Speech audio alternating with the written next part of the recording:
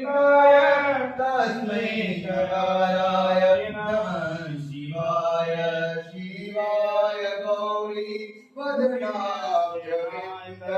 सूर्याय दर्शाध्वर्णाशिकाय श्रीनीलकण्ठाय वृषध्वजाय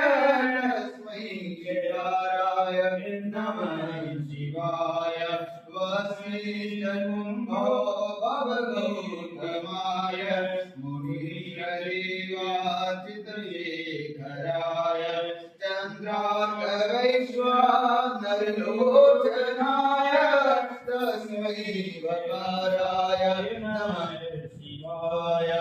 यक्षस्वरूपाय जटाधराय पिनाकहस्ताय सनातनाय दिव्याय देवाय दिगम्बराय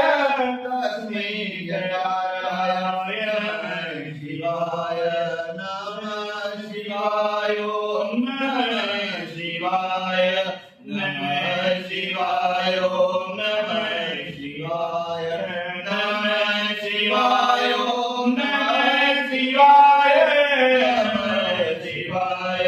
नमः शिवाय पञ्चाक्षरमिदं पुण्यं यः पठेत् च वसन्निधौ